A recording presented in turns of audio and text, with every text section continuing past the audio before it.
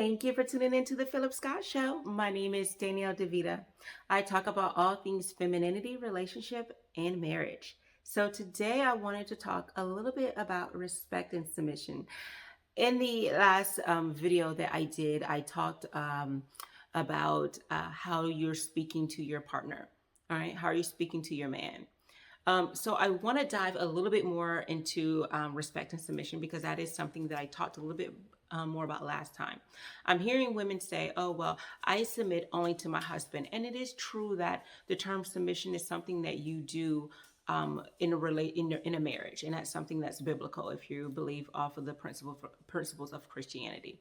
But there are ways that you can still, because a form of submission is really respecting and more in detail with relationships or marriages is submitting to his leadership. Typically, it's reserved for marriages because usually that's when the man is in the home, but now people are living together. But when a man actually has a whole family in his home, you're submitting to his leadership. He's the leader of the household. A lot of times, we today are in relationships, but we live separately. So let's talk a little bit about what it is to respect, because I brought this up several times that respecting someone means admiring them, showing admiration. How can you show admiration to someone that you do not care about, that you do not love? Well, I should say in a relationship, you're saying that your mouth, your words are saying that you love them and they're the leader, they're your man, but your actions show that you do not love them. Your actions show that you do not respect or admire them. And that you believe in their leadership.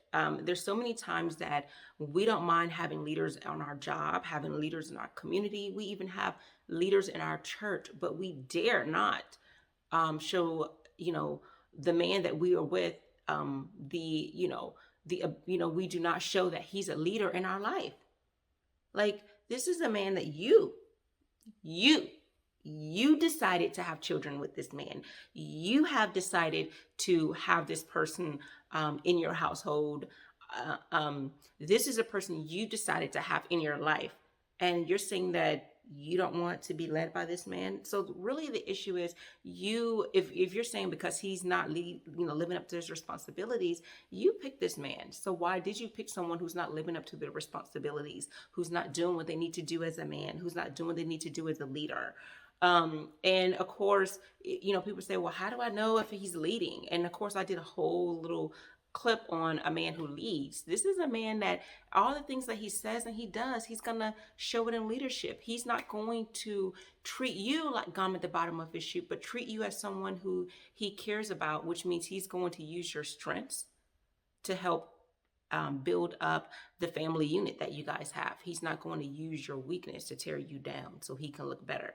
He's not going to be a tyrant. He's not going to abuse his power. He's not going to mistreat you. He's not going to flaunt his money and use his money as power to control you. He is not going to tear you away from the people that you love. He may encourage you to not be around people who is going to bring you down, but he's not going to put you away from people that love and care for you. He's not going to take you away from your support system, is what I'm saying. This is a man who, if he is dedicated to the things he cares about and the people he says he loves, if he's actually dedicated and he's aspiring to be great, he's not mediocre. He's not just trying to do the bare minimum. He's not like the guy from King of Queens, just want the bare minimum. But he is someone who's living up to his responsibilities. Why can't you respect that leadership? Why can't he have, be the leader in your life? And sometimes this goes back to marriage material. Are you marriage material? Are you someone who wants someone to lead? In every aspect, he's not going to lead because you may be the leader when it comes to your children and getting them to the schools they need to get to. You may be the leader in making sure that the things in your home, you guys have what you need, the groceries.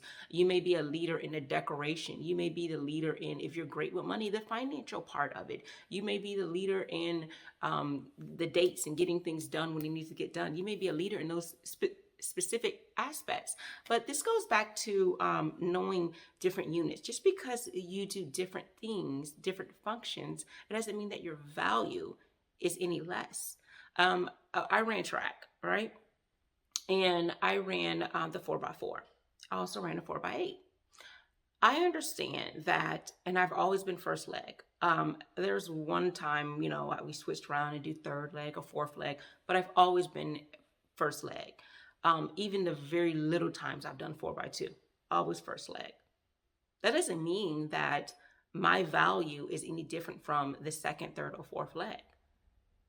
I play a different function. I do a different role. I started off. But I'm still equally valued because without me, there will be no race. If there is no first leg, there is no race. The second, third, and fourth leg cannot go without having a starter. So yes, I was the starter. So this is the same thing in relationships. You may have different functions. You may do different things. You may be, have strength in different things, and there's weaknesses in different areas. But it doesn't mean that your value is any less. So what that means is when you submit to his leadership, you're submitting to those things that he is great at. And one of the things he should be great at is leading a household. All right? This is something that he was designed to do if you're looking in the traditional sense. If you are in the modern world, then none of this applies to you. So this doesn't matter. But if you are someone who is traditional and you believe in the patriarchy, mindset, then he is meant to lead. You just need to find a man who's willing to lead. All right, so that is all I have for you. I just want to make sure that you understand that if you feel that you can't submit to this man, why are you with him? Submission can start as soon as you are with him, as far as on a certain level, respecting him, respecting some of his decisions. Especially if you guys aren't living together, he's not going to have, decisions over all aspects of your life and things like that. But respecting some of the things that he says, right? And some of the decisions he made. Talk about it if you guys don't agree with it so you can get on the same page. But you can start now by showing, you don't have to wait till you're married. You can start right now by showing respect to the man that you're with and his ideas and the things that he wants to do, with your relationship. Even something as simple as choosing the place to go out to eat instead of you being the one always having to choose what places you go to, what movies you watch. Can the man make some decisions? You want him to lead, let him lead. All right, that is all I have for you. So thanks for tuning in to the Phillip Scott Show. My name is Danielle DeVita.